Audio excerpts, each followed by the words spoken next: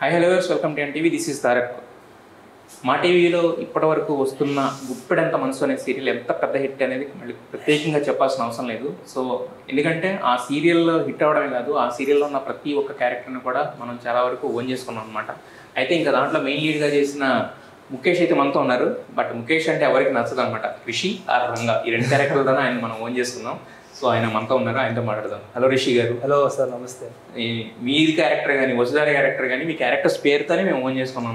Real ఏం కన్నా కూడా వాళ్ళు ఎవరైనా రేంజ్లో ఉంటారు ప్రేక్షకులు. కరెక్ట్. సో మరి ఇంతకాలం తెలుగు ప్రేక్షకులను అలరించిన మీరు అంటే ఈ మెగా హిట్ సీరియల్ అనేది తుది అంకానికి చేరుకుంది, క్లైమాక్స్కి వచ్చింది. ఎలా అనిపిస్తుంది బేసిక్గా? ఫస్ట్ ఆఫ్ ఆల్ అందరికీ థ్యాంక్స్ చెప్తాను. ఎందుకంటే ఒక సీరియల్ని 1 year చూస్తారు, 2 years చూస్తారు. ఇది దాదాపు 3.7 years అని చెప్తాను. అంటే 3.5 years అయింది, ప్లస్ ఒక 2 months అని చెప్తాను. అంటే స్టార్టింగ్ నుంచి ఎలా ఉండిందో ఆ ప్రేమ, ఆ సపోర్ట్ అనేది ఇప్పుడు దాకా ఎండ్ దాకా కూడా అట్లనే ఉంది. ఆ ప్రేమ అనేది తగ్గలేదు, వాళ్ళు చూపించిన లవ్ తగ్గలేదు, అండ్ దీనికి ఉన్న టీఆర్పీ కూడా తగ్గలేదు. టైమింగ్ స్లాట్ తగ్గినట్టు అది టీఆర్పీ అట్లనే ఉండేది. అండ్ జనాలకి అంటే నేను అదే అనుకుంటా, అంటే ఇప్పుడు ఒక క్యారెక్టర్ని ఒక్కసారి ఇష్టపడతారు, 2 సార్లు ఇష్టపడతారు, వీళ్ళు రోజు ఇష్టపడుతూనే ఉన్నారు. అంటే రోజు ఒక ట్యాగ్ చేయడం కానీ, రీల్స్ చేయడం కానీ, ఫ్యాన్ క్లబ్లు ఎక్కువ అవుతూనే ఉంది. నాకు తెలిసి ఇప్పుడు మోర్ దెన్ 300-400 పైన ఉంది క్లబ్. సో ఇవన్నీ చూస్తే ఐఎమ్ సో బ్లెస్డ్. సో మరి అంటే రిషి అంటే మీ ఇద్దరు ఒకే ప్రాంతానికి చెందిన వాళ్ళు, ఒకే లాంగ్వేజ్ ఉంటుంది. రక్ష కూడా మిగతా వాళ్ళందరూ కూడా తెలుగు సీరియల్లో నేర్పించడం అనేది ఇది కదా. సో మరి ఎప్పుడన్నా మీ ఇద్దరికి లాంగ్వేజ్ బ్యారియర్ అయిందా, లేదంటే ఆ కెమిస్ట్రీ అంటే తల్లి కొడుకు మధ్య ఉండే కెమిస్ట్రీ పండించడంలో ఎలాంటి టిప్స్ ఎవరికావాలి ఎప్పుడన్నా ఇచ్చుకున్నారు? మేము సగం సీరియల్లో సీన్స్ ఈడ్తో చేస్తున్నప్పుడు అయితే నవ్వుతో డైరెక్టర్ తిట్టే వరకు, లేదా నేనేదో చెప్పేటప్పుడు ఆయన ఏదో నవ్విస్తాడు. సో అలా చాలా ఫన్గా, చాలా ఎంజాయ్ చేసుకుంటూ చేసాం మేము. అంటే స్టార్టింగ్ నుంచి ఆ బాండింగ్ ఉండింది అందరికీ. సో అంటే ఇప్పుడు తను కన్నడలో ఇంతకుముందు చేశారు, అందులో అక్కడ ఫేమస్ అయ్యారు.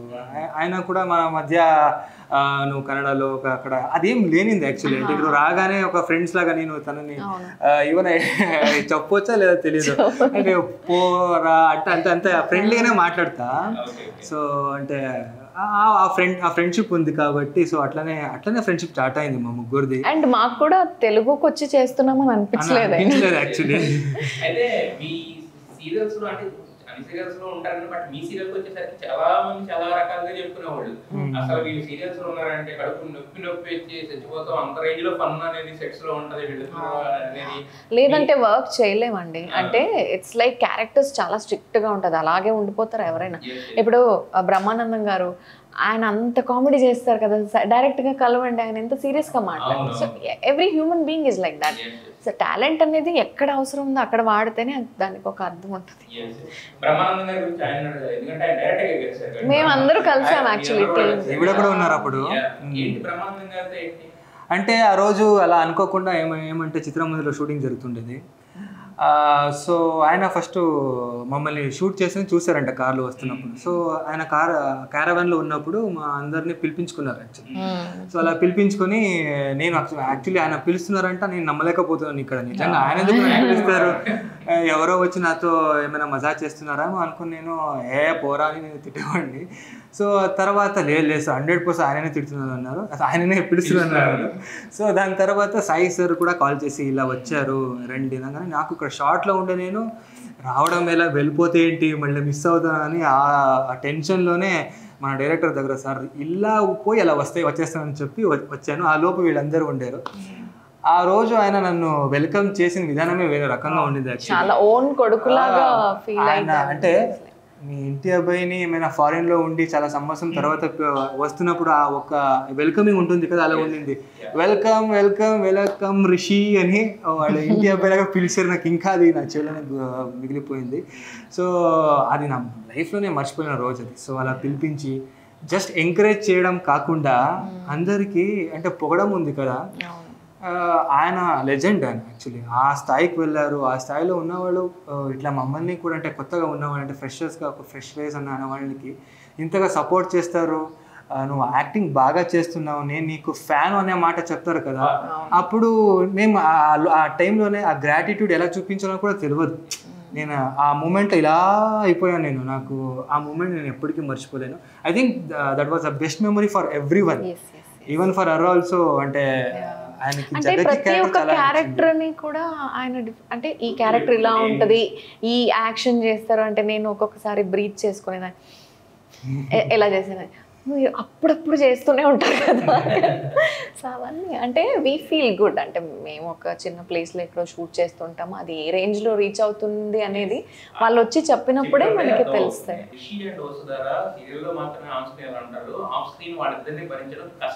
భరించడం కాదు, వాళ్ళని ఇద్దరిని ఆ ఫైట్ని ఆపడానికి ఇంకొక 10 మంది కావాలి. ఓ చాలా ఆ 10 మందిలో ఫస్ట్ ఈవిడనే ఉంటుంది. అంటే కంప్లైంట్స్ మళ్ళీ యాక్చువల్లీ ఏంటంటే స్టార్ట్ అయ్యేది ఎట్లా అంటే ఫస్ట్ కార్ ఎక్కేస్తాం కదా, అక్కడ నుంచి షూటింగ్ కి వస్తున్నప్పుడు ముగ్గురికి ఒకే కార్ అన్నమాట. సో ఎక్కుతున్నప్పుడే ఒక చిన్న స్పార్క్. ఇప్పుడు ఎట్లా అంటే ఫోన్లో యూజువల్లీ ఫోన్లో ఉన్నాడు, అందరికి గుడ్ మార్నింగ్ చెప్పి కూర్చునేవాడు. తర్వాత ఇలా మెల్లగా తిరిగి స్టార్ట్ చేసుకున్నారా, మొదలు పెట్టుకున్నారా అని ఒక లుక్ వచ్చేది. తర్వాత అంటే ఒక 40 minutes 1 hour కావాలి షూటింగ్ లొకేషన్ వెళ్ళడానికి. అందులో ఒక ఐ థింక్ 59 minutes గొడవనే. 1 minute మాత్రం గుడ్ మార్నింగ్ లేదా ఓకే లెట్ స్టార్టెడ్ అని ఉంటుంది. పాపం ఈవిడికి మాత్రం ఎంటర్టైన్మెంట్ ప్లస్ ఇబ్బంది రెండు ఉండింది. గ్లామర్ సీక్రెట్స్ జిమ్ కాదు గ్లామర్ బొమ్మని ఇక్కడ కూర్చోపెట్టి నా గురించి గ్లామర్ క్వశ్చన్ అడుగుతున్నారంటే. వర్కౌట్ చేస్తాడు బాగా. సో ఇప్పుడు జిమ్నాస్టిక్ ఏదో నేర్చుకుంటున్నాడు. జిమ్నాస్టిక్ మధ్యలో వెళ్ళాను. సో అలా నా సీక్రెట్ చెప్పు. నీ సీక్రెట్ చెప్పాలంటే యాక్చువల్లీ పెద్ద సీక్రెట్ అంటే తను పుట్టిన ప్రాంతమే అక్కడి నుంచి స్టార్ట్ అయింది. యాక్చువల్లీ తను మంగళూరు చేప. ఎవరు ఒక ఫ్యాన్స్ వచ్చినా ఎవరు వచ్చినా మేము పలకరించే విధానం వేరేగా ఉంటుంది. We never showed none of us attitude ఎక్కడ చూపించలేదు ఎవరితో. అది వాళ్ళకి నచ్చుతాయి, అది దగ్గర చేస్తాయి. అంటే ఆ గ్లామర్ ఎక్కువ నచ్చుతుంది నేను తను చెప్తున్నారు. యాక్చువల్లీ అంటే నాకు ఒకటే అర్థమైంది, అంటే ఇంతకుముందు నేను కూడా అలాగే అనుకునేవాడిని. అంటే జనాలు వచ్చి ఇలా పొగిడితే లేదా నీకు ఫ్యాన్ అని చెప్తే యాటిట్యూడ్ వచ్చేస్తుందేమో అనుకునేవాడిని. కానీ వాళ్ళు చూపించిన లవ్ వల్ల ఆ గ్రాటిట్యూడ్ చాలా హంబల్ చేసేసింది. అంటే ఎలా వీళ్ళకి ఏం చెప్పగలము అంటే థ్యాంక్ అనే వర్డ్ సరిపోదు. అండ్ వాళ్ళు ఇచ్చే గిఫ్ట్ మేము తిరిగి ఇవ్వాలంటే అది కుదరదు. అంటే అంత కాస్ట్లీ అనేది కాదు, వాళ్ళ క్రియేటివ్గా చేసుకుని వచ్చి ఇస్తారు కదా, దానికి చెప్పలేము. అంటే ప్రైజ్లెస్, అంటే స్పీచ్లెస్ అన్నమాట అవన్నీ. సో అందుకు దానివల్ల గ్లామర్ పెంచింది. అండ్ ఈవిడ గురించి గ్లామర్ మనకి if we are happy in life కదా, అది ఆటోమేటిక్గా గ్లామర్. బేసిక్గా మన డైలీ లైఫ్లో మామూలుగా బయటకు వెళ్తేనే రకరకాల చిరాకాలు ఇవన్నీ ఎదురుతూ ఉంటాయి. బట్ మీరు షూట్స్లో ఉంటారు, రకరకాల అక్కడ ఇంకా కొన్ని ఉంటాయి, కాస్ట్యూమ్స్ అని, మేకప్ అని, షార్ట్స్ అని, లేట్ నైట్. మరి వీటన్నిటిని తట్టుకుని కూడా ఆ ఫేస్లో అది మెయింటైన్ చేయాలంటే ఇన్నర్ హ్యాపీనెస్ కావాలంటే ఏం చేస్తారు మరి? మేమే ఏదో కామెడీలు చేసుకుని ఫైట్ చేసుకుని అలా, అంటే మేబీ ఒక్కొక్కసారి మాకు గ్యాప్ దొరికితే, అప్పుడు ఎక్కువ దొరికేది కాదు, ఒక ఆఫ్టర్ 1 schedule బయటకు వెళ్ళే వాళ్ళం, లేదా నైట్ ఒక్కొక్కసారి బయట, లేదా ఒకే చోట కూర్చుని 1 guest house లాగా ఏదో. అంటే వాళ్ళకి ఒకే గెస్ట్ హౌస్ ఉండాం కాబట్టి ఏంటంటే డిన్నర్ అంతా ఒకే చోట. స్ట్రెస్ రిలీఫ్ అంటే అదే. అంటే షూటింగ్ అంతా అయిపోయిన తర్వాత కొంచెం గాసిప్ ఉంటుంది కదా, గాసిప్ విషయంకి వస్తే తను అండ్ రక్ష నెక్స్ట్ లెవెల్. అంటే అలా ఎవరు లైఫ్ పార్ట్ చేసేంత గాసిప్స్ కాదు, మందే హెల్తీ గాసిప్ అన్నమాట. మేము ఎవరి లైఫ్ గురించి మాట్లాడు, వాళ్ళ పర్సనల్ లైఫ్ గురించి ఉండదు. గాసిపింగ్ అంటే ఏదో ఒక డిఫరెంట్ గా ఉంటుంది. అంటే మన కాలనీ మేము ఇలా లాగేసుకుంటాం లేదా అట్లాంటి లైక్స్. అండ్ మా షూటింగ్ కంప్లైంట్స్ చాలా ఉంటాయి. నా సీన్ తొందరగా అయిపోయింది, నన్ను పంపించలేదు ఈ రోజు. అలా కంప్లైంట్స్ తనది ఎక్కువ ఉండేది, నాకు అలాంటి ఆప్షన్ లేదు. ఎందుకంటే స్టార్టింగ్ నుండి ఎండ్ దాకా యాక్షన్ అనేది స్టార్ట్ నాదే, ప్యాకప్ అనేది కూడా లాస్ట్ నా మొహం నాదే ఉండేది. ఎప్పుడు ఆస్కలేదు. అది ఎందుకంటే అమ్మాయిలకి మేకప్ వేసుకోవడానికి టైం పడుతుంది, హెయిర్ స్టైల్ అవ్వడానికి టైం పడుతుంది, కాస్ట్యూమ్ చేంజ్ చేసుకోవడానికి ఒకరు వచ్చే వరకు వెయిట్ చేయాలి, చాలా టాస్క్. మీకైతే ఇమీడియట్ గా కూర్చొని ఏదో టచ్అప్ చేసుకుంటే అయిపోతుంది, హెయిర్ స్టైల్ ఉండదు, ఇంకా కాస్ట్యూమ్ అక్కడే ఒక షర్ట్ ఒక ప్యాంట్ ఏముంటుంది. అదే మాట అందుకే నేను చెప్పేదాన్ని బాయ్స్తో స్టార్ట్ చేయండి ఫస్ట్. ఎనీ యాక్టర్స్కి ఎనీబడి, అది ప్రొడ్యూసర్ ఉండొచ్చు, యాక్టర్స్ ఉండొచ్చు, డైరెక్టర్ ఉండొచ్చు. ఈరోజు సీరియల్ చేసిన వాళ్ళు రేపు సినిమా చేస్తారు.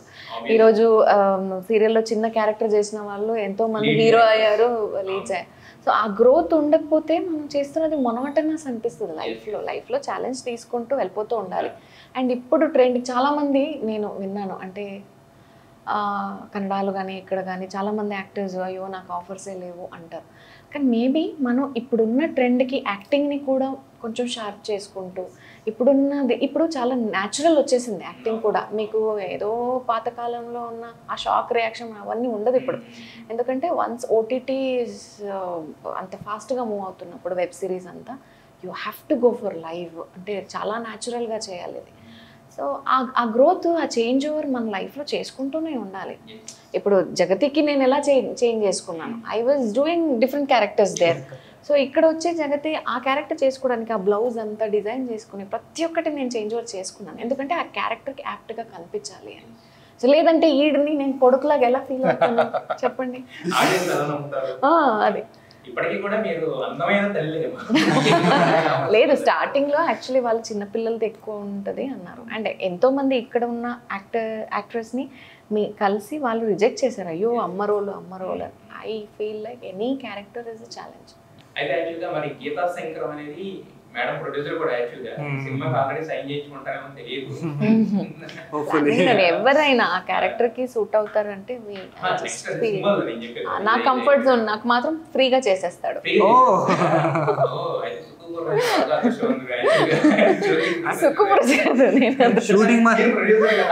డైరెక్టర్ కదా, షూటింగ్ మాత్రం ఫ్రీగా చేసేస్తాను, రిటర్న్స్ మాత్రం పర్సెంటేజ్ రావాలి.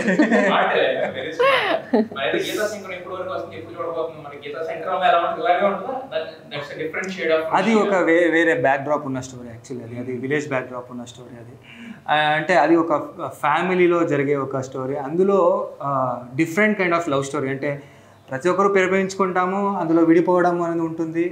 కానీ విడిపోవడం ఎందుకు, దానికి ఉన్న అంటే బ్యాక్ స్ట్రెంగ్త్ అనేది ఏముంటుంది, అంటే ఎమోషన్ ఎలా ఉంటుంది, ఫ్యామిలీ అనేది ఎమోషన్ ఉన్నప్పుడు ఆ లవ్ స్టోరీ అనేది ఎలా జరుగుతుంటుంది అనేది ఈ సినిమా మొత్తం సినిమా అదే ఉంటుంది. సో చాలా యాక్చువల్లీ చెప్పాలంటే మన డైరెక్టర్ గారు చాలా దీన్ని స్క్రీన్ ప్లే చాలా బాగా రాసుకున్నారు. రైటింగ్ చాలా ఇంప్రూవ్మెంట్ ఉంది. అండ్ స్క్రీన్ ప్లేలో చాలా ఆటలాడుకోవాలి అట్లాంటి సీన్ ఉన్నా, అంటే చివరి దాకా ఒక సస్పెన్షన్ ప్లస్ ఆ క్యూరియాసిటీలోనే సినిమా వెళ్తూ ఉంటుంది. So hopefully we are coming by next year అనుకుంటున్నా. అంటే ఆల్మోస్ట్ 60 to 70% అయిపోయింది, ఇంకా 30% మిగిలింది. సో యాక్చువల్లీ ఏంటంటే ఇంకా తొందరగానే రావాల్సింది, నేను మధ్యలో కొంచెం నాకు ఇంజరీ అవ్వడం వల్ల డిలే అయింది. సో అందులో ఒక సాంగ్ అయితే ఇప్పుడు వస్తూ ఉంది, లిరికల్ సాంగ్ రిలీజ్ అవుతూ ఉంది. దాన్ని మన చంద్రబోస్ గారు రాశారు, పాడింది వచ్చేసి శ్వేతా మోహన్ పాడారు. So I think it is my biggest hope in my upcoming days. ఇక్కడ నుంచి కలవలేకపోతున్నాం, చూడలేకపోతున్నాం, గుప్పెడంత మనసు అనేది ఒకటి ఉన్నా కూడా, బట్ ఫైనల్లీ ఇప్పటి వరకు మనం ఎంటర్టైన్ చేసినందుకు, ఇంతకాలం మాతో కలిసి ట్రావెల్ చేసినందుకు, మా హౌస్ హోల్డ్ నేమ్ కింద మారినందుకు, సో మీ ఇద్దరికి మాత్రం wish you all thanks and wish you all the best. రెండు చెప్పాలి. అంటే మేము ఏం చేసినా కానీ ఇంత నెక్స్ట్ ఇన్ ఫ్యూచర్ జనాలు ఇలాగే సపోర్ట్ చేయాలని ఫర్ ఎవ్రీ వన్. అండ్ ఇంకొకటి ఏంటంటే, ఇప్పుడు మీరేమన్నారు గుప్పెడంత మంచి ఇంత సక్సెస్ అవ్వడం కారణం వాళ్ళే. ఇప్పుడు తను కూడా ఇంకొక స్థాయికి వెళ్తున్నారు అంటే వాళ్ళ సపోర్ట్ వల్లనే కదా. అంటే because of them only she has took one more step. నేను కూడా ఇంకొక స్టెప్ తీసుకున్నా అంటే వాళ్ళు చేసిన సపోర్ట్ వల్లనే. ఇప్పుడు నేను ప్రతి స్టెప్లో వాళ్ళ సపోర్ట్ ఉండాలి అండ్ చేస్తున్నదే వాళ్ళ కోసం. అండ్ నాకు అంటే పర్సనల్గా చెప్పాలంటే నిజంగా ఏ రుణమైనా తీర్చుకోవచ్చానో కానీ ఈ తెలుగు జనాలు చూపించిన లవ్ మాత్రం నేను ఎప్పుడూ తీర్చుకోలేను.